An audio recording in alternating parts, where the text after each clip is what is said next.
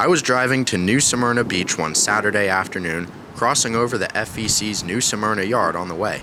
Locomotives are usually visible on the ready track, and if the lineups are interesting enough, I sometimes stop by. This certainly made the cut. CSX AC 4400 CW number 361, a very rare visitor. Aside from an FRA inspection train, it had been since 2004 that CSX had wandered onto FEC trackage, rerouted from the once busy A line due to crippling hurricane damage. I was absolutely dumbfounded and hadn't the slightest idea what to make of this situation.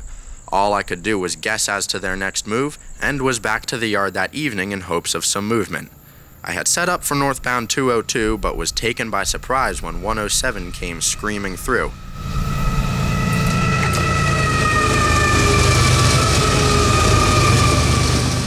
This evening's 107 had something I'd never seen before on FEC, or at all for that matter. 100-ton coal hoppers lettered for CSX, monthly loads down the FEC to a CMEX facility in Miami. Once 107 had cleared, junk freight number 202 was lined into the siding to make a drop-off. This was the reason I was out tonight. I knew there was a chance 202 would be dropping cars off, and figured they might as well pick up the CSX engine while they're at it. I stuck around to find out for myself, but to no avail. Knowing the next northbound out of New Smyrna was Tuesday morning's 228, I was back again to try my luck. As soon as I pulled up to the yard, things were already looking very good.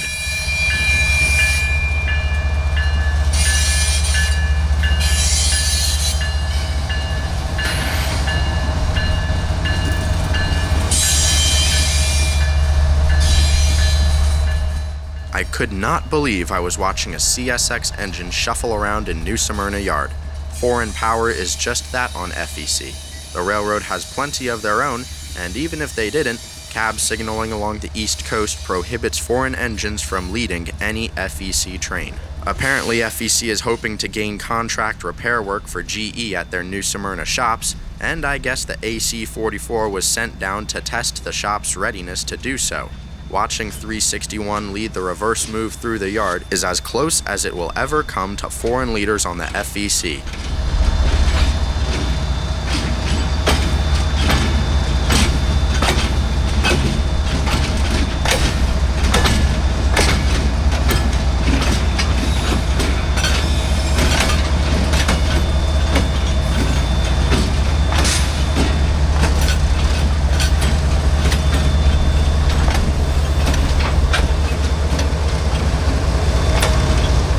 .228 is one of the few trains on the FEC where any power can pop up, and the CSX GE only added to the morning's randomness. To top it all off, the two big GEs were running elephant style and unimpeded by an LNG tender, a practically unseen setup since the introduction of liquefied natural gas.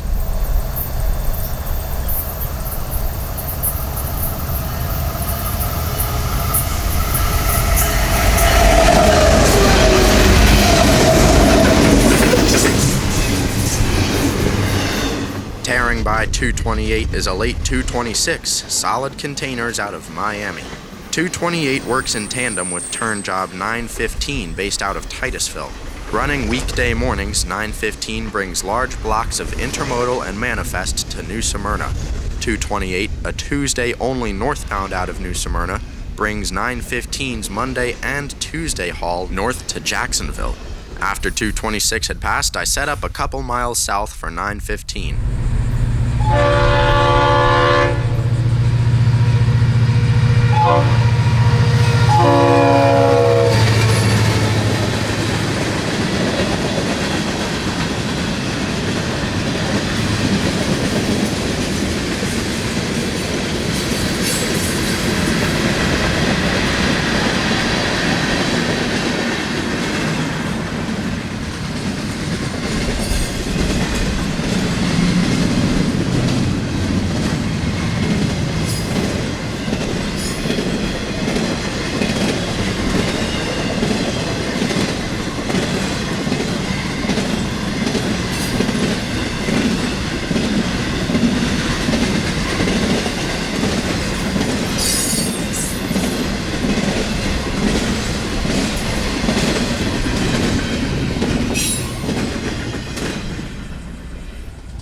Once again, I was playing catch-up with the fast-paced FEC.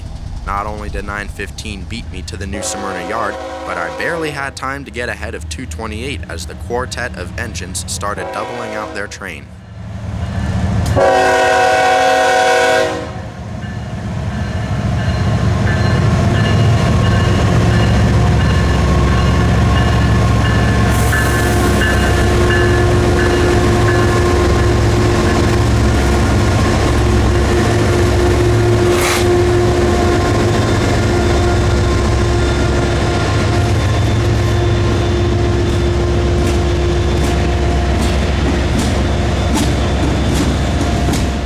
Seeing 3 different paint schemes on one train is cool enough for the FEC, much less with a Class 1 visitor. Once finished building their train, it wouldn't be long before 228 got the high ball. I moved north to the local airport to watch the train under speed, still psyched about the CSX engine in the lineup.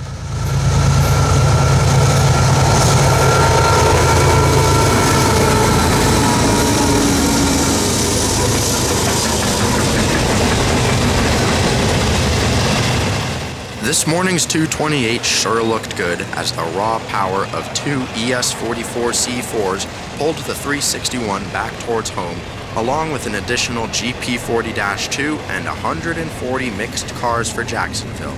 At the time of filming back in June of 2019, Titusville's intermodal ramp had recently been reopened for service. That meant a lot more cars were making the trip from Jax to Titusville and back, but apparently not enough to warrant their own train.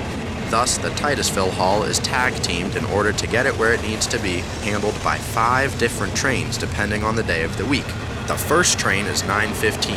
It runs weekday mornings and always brings cars from Titusville into the New Smyrna yard. 915's Monday and Tuesday train makes up the bulk of 228, which only runs on Tuesday mornings. On Wednesdays, 915 hands off their train to local number 905. Running to Jacksonville, 905 is the 3rd train in this process and is almost guaranteed to make a Wednesday trip to New Smyrna in order to fetch 915's train.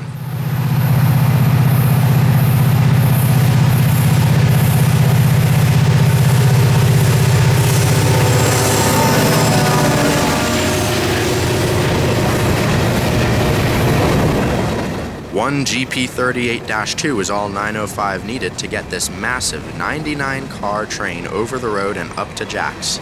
Now, I'm not too certain, but I believe that 905 makes a run to New Smyrna on Thursdays as well to take care of the same chores as Wednesday. On Fridays, however, 905 does not go to New Smyrna. 915 still drops off cars at the yard, but they sit until Sunday, where one of 2 northbounds pick them up. The train I've seen more often than not is train 900. 900 is basically a Sunday version of 905, working customers on the way down to New Smyrna and then bringing the 915 haul back north. I was in Spruce Creek one afternoon when I stopped to see the 900 moving south.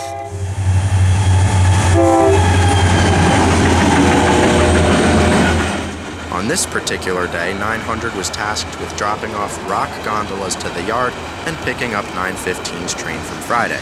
Now, even though the 915 haul from Friday gets picked up just about every Sunday, it's not always done by 900. Sometimes 202 is called out of New Smyrna on Sundays, acting as a northbound-only version of 900.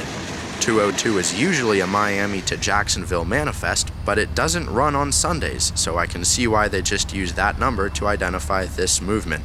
I was in the right place at the right time on July 21st as Hotshot 101 dropped off the crew for Sunday train 202.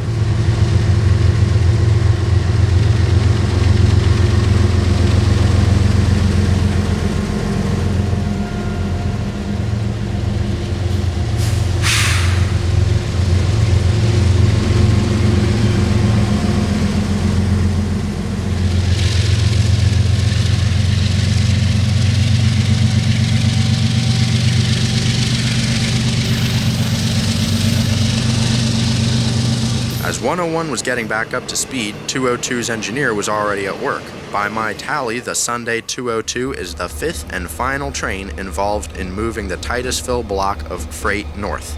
915 runs every weekday, 228 runs north on Tuesdays, and 905 does the same on Wednesday and Thursday. and then either 900 or 202 take care of business on Sunday.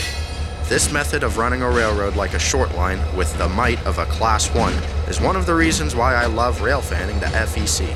It's so much more than red and yellow GEVOs, you just have to know where and when to be trackside.